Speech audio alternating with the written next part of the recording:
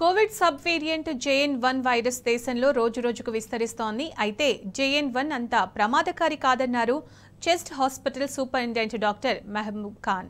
ప్రస్తుతం చెస్ట్ హాస్పిటల్లో 4 కరోనా కేసులున్నాయని, వారందరి ఆరోగ్య పరిస్థితి నిలకడగా ఉందని చెప్పారు. ప్రజలు కోవిడ్ నిబంధనలు పాటిస్తూ జాగ్రత్తలు తీసుకోవాలంటున్న డాక్టర్ మెహబూబ్ ఖాన్తో మా ప్రతినిధి వంశీకృష్ణ ఫేస్ టు ఫేస్.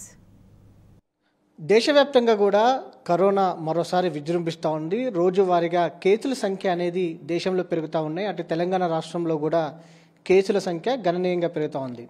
ఈ సందర్భంగా అటు ఏదైతే ఎలాంటి జాగ్రత్తలు తీసుకోవాలనే అంశం మీదకి సంబంధించి కావచ్చు, దాంతోపాటుగా చలి తీవ్రత అనేది కూడా ఎక్కువగా పెరుగుతూ ఉంది. కనిష్ట స్థాయిలో ఉష్ణోగ్రతలు నమోదవుతూ ఉన్నాయి. ఈ సందర్భంగా శ్వాసకోశ సంబంధిత సమస్యలతో బాధపడేవారు ఎలా జాగ్రత్తగా ఉండాలి అనే అంశానికి సంబంధించి మనతో పాటు మాట్లాడడానికి chest hospital superintendent doctor Mehboob Khan గారు మనతో పాటు ఉన్నారు. వారితో మాట్లాడించే ప్రయత్నం చేద్దాం. సార్, ముందుగా మనము కరోనా గురించి మాట్లాడుకుందాము. దేశవ్యాప్తంగా కూడా కరోనా విస్తరిస్తూ ఉంది. మీ అబ్జర్వేషన్స్ ఈ వేరియంట్కి సంబంధించి, JN.1 వేరియంట్కి సంబంధించి మీ అబ్జర్వేషన్స్లో ఏమని తెలుస్తూ ఉంది? అంటే ఇప్పుడు JN వేరియంట్ ఎప్పుడైతే కేరళ, మహారాష్ట్ర, వేరే రాష్ట్రాల నుంచి వచ్చిందో అప్పుడే మనం అప్రమత్తం అయ్యాము. దాదాపుగా 10 రోజుల నుంచి. సో మాకు వచ్చిన ఇన్స్ట్రక్షన్స్ ప్రకారం దాన్ని ఎదుర్కోవడానికి ఏమేమి చేయాలనేది మాక్ డ్రిల్ కానీ అన్ని చేసుకొని రెడీగా ఉంచుకున్నాము. అయితే ప్రస్తుత పరిస్థితి చూసినట్లయితే కేసులు పెరుగుతూ ఉన్నాయి. సో ఈ పెరుగుదల అనేది ఇంకా 3 to 4 వీక్స్ వరకు ఉండటానికి ఆస్కారం ఉంది. అంటే పీక్ లెవెల్కి వెళ్తుందా లేకపోతే ఇట్లానే మైల్డ్గా ఉండి వెళ్ళిపోతా అని చెప్పడానికి ఇప్పుడే ఆధారాలు ఏమి లేవు. కానీ ఇంక్రీజ్ అయినా కానీ భయపడాల్సిన పని లేదు. ఎందుకంటే వేరే రాష్ట్రాల్లో ఈ JN వేరియంట్ ఎక్కడైతే ఐడెంటిఫై అయిందో దాని తీవ్రత అంత ఎక్కువగా లేదు కాబట్టి కొద్దిగా రిలాక్స్గా, అంటే రిలాక్స్ అని కాదు, కొద్దిగా భయపడాల్సిన పని లేదు. అది కాకపోతే ఏంటంటే దీన్ని స్ప్రెడ్ ఎక్కువగా ఉంది కాబట్టి స్పీడ్, అందుకని అందరూ అప్రమత్తంగా ఉండాలి. సో దాని గురించే మనం చూస్తున్నాం. ఇక్కడ మనం కేసులు కూడా మన దగ్గర కూడా కొద్దిగా స్లోగా పెరుగుతున్నాయి. అంత ఫాస్ట్గా అనుకున్నంత ఫాస్ట్గా ఏమీ పెరగట్లేదు. మా హాస్పిటల్లో కూడా ప్రస్తుతానికి ఒక 4 కేసులు ఉన్నాయి. ఈ కేసులు ఏవైతే పాజిటివ్ ఉన్నాయో అన్ని గాంధీకి పంపిస్తున్నాం. అక్కడి నుంచి జీనోమ్ సీక్వెన్స్ గురించి పంపిస్తారు వాళ్ళు. సార్, దాంతోపాటుగా ప్రధానంగా చలి తీవ్రత అనేది కూడా కనిష్ట స్థాయిలో నమోదవుతూ ఉంది. దీనికి సంబంధించి ఈ సందర్భంగా JN.1 వేరియంట్ కూడా దేశవ్యాప్తంగా విస్తరిస్తున్నటువంటి నేపథ్యంలో ఎలా జాగ్రత్తగా ఉండాలంటారు? అంటే మాకు చెస్ట్ హాస్పిటల్ ఇది ప్రత్యేకత ఏంటంటే ఇక్కడ మాకు వచ్చే పేషెంట్లందరూ శ్వాసకోశ సంబంధించిన వ్యాధులతో వస్తారు. ముఖ్యంగా బ్రాంకియల్ ఆస్తమా కానివ్వండి, తర్వాత COPD, బ్రాంకైటిస్, ILD, తర్వాత ఇంకా టీవీకి సంబంధించిన వ్యాధులు అని దాదాపుగా వాళ్ళందరూ ఎక్కువగా వస్తారు. ఈ సీజన్లో కాస్త ఎక్కువగా వస్తారు.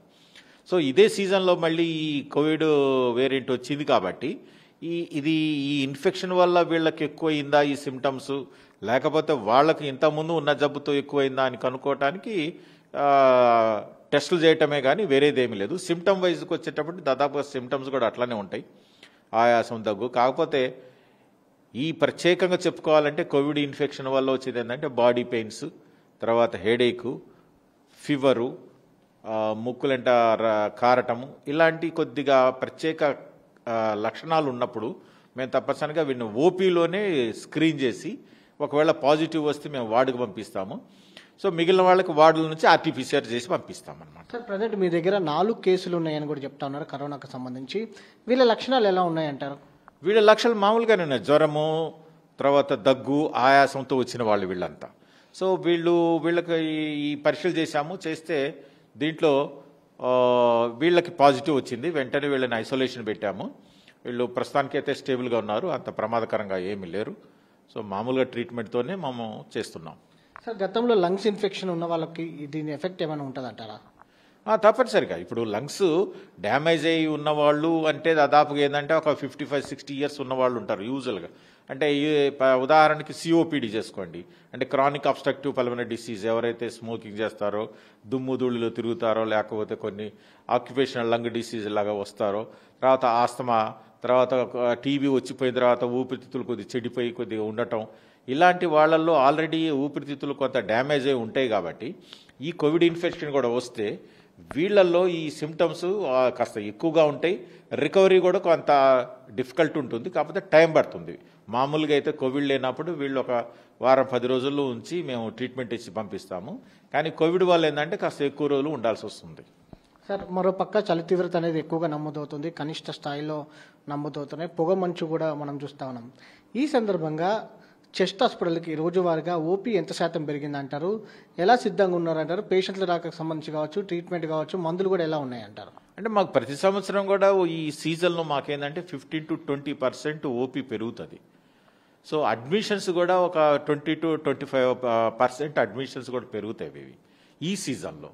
సో అలా ఓపీ పెరుగుతుంది, తర్వాత ఐపీ కూడా పెరుగుతుంది.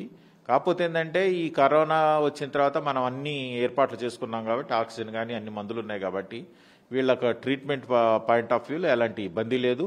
ఈ సీజను ఈ పొగమంచు వాటి వల్ల ఏంటంటే వీళ్ళు ఎక్కువగా జర్నీ చేసిన వాళ్ళు ఉంటారు. అంటే ఉదయాన్నే 5ంటికో 6ంటికో వెళ్ళాల్సిన పనులకు వెళ్ళాల్సిన వాళ్ళు ఉంటారు.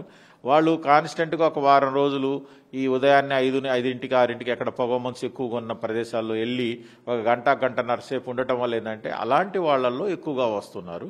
సో వీళ్ళకి ఇచ్చే సలహా ఏంటంటే వీళ్ళకి ఎవరికైతే ఇలాంటి ఈ డిసీజెస్ కానీ ఇలాంటి ఇబ్బందులు ఉన్నాయో వీళ్ళు సాధ్యమైనంత వరకు వీళ్ళు ఉదయాన్నే ఈ పొగమంచులో వెళ్లకుండా ఉండటం, రాత్రుల పూట ప్రయాణం చేయకుండా ఉండటం, ఒకవేళ తప్పనిసరి అయితే మనిషి కాస్త ఉల్లెన్ దుస్తువులు వేసుకొని మాస్క్ పెట్టుకొని కాస్త చెవులకి అవన్నీ కవర్ చేసుకొని వెళ్తే మంచిది.